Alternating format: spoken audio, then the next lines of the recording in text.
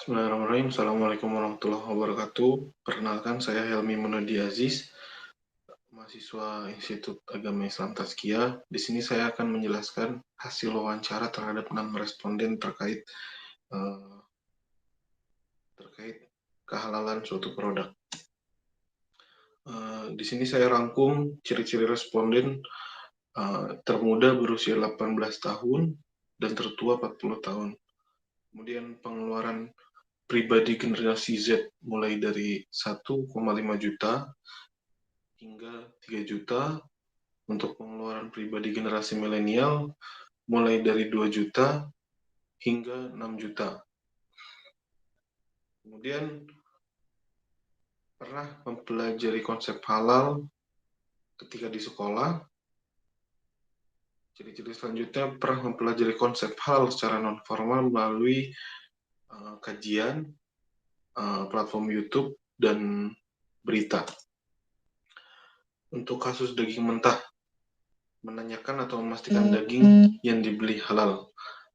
Hasilnya, 2 orang menjawab iya, karena dengan alasan caranya dengan melihat warna daging dan mencari label halal MUI jika dibeli di supermarket.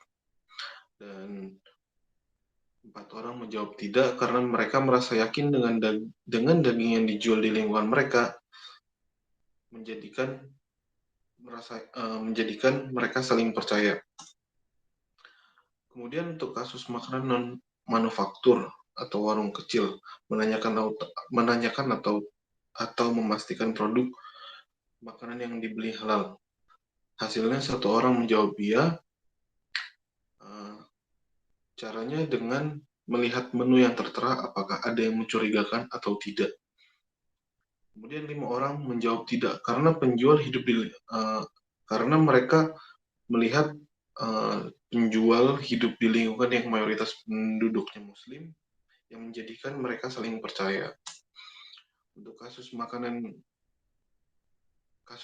kemasan, adakah di antara produk makanan kemasan yang pernah dikonsumsi tidak tersertifikasi halal?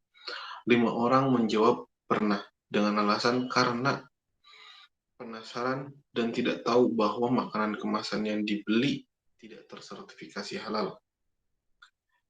1 orang menjawab tidak pernah.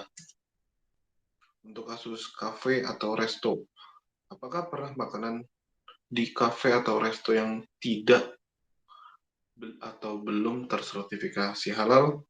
1 orang menjawab pernah. Dengan alasan karena pengaruh tren sosial media dan jarang sekali kafe atau resto yang menunjukkan hasil sertifikat halalnya. Kemudian 5 orang menjawab tidak pernah. Untuk kasus kosmetik, adakah di antara produk kosmetik yang pernah dikonsumsi tidak tersertifikasi halal? Hasilnya 1 orang menjawab pernah.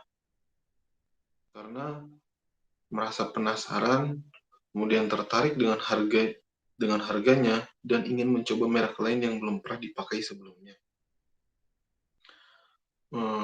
Kemudian 5 orang menjawab tidak pernah. Untuk kasus obat-obatan, adakah di antara produk obat-obatan yang pernah dikonsumsi tidak tersertifikasi halal? 1 orang menjawab pernah karena tidak tahu, dan dalam keadaan pandemi COVID-19 ini dianjurkan untuk mengonsumsi vitamin oleh pemerintah. Kemudian 5 orang menjawab tidak pernah. Kemudian terakhir saran, sebaiknya kita harus belajar lebih dalam mengenai apa-apa saja yang menjadi halal dan haram. Karena percuma ketika pada kemasan suatu produk sudah ada catatan komposisinya, akan tetapi kita tidak paham akan halal haramnya bahan baku sebuah produk yang kita beli. Kemudian sebaiknya BPOM dan LPPOM MUI lebih sering sidak terkait makanan, minuman, dan obat-obatan yang belum tersertifikasi halal di lingkungan masyarakat agar masyarakat merasa aman dan nyaman. Kemudian yang terakhir, sebaiknya apapun itu, konsumsi luar dan dalam, halal harus menjadi preferensi utama bagi kita, terutama umat Islam. Terima kasih. Itu yang bisa saya sampaikan.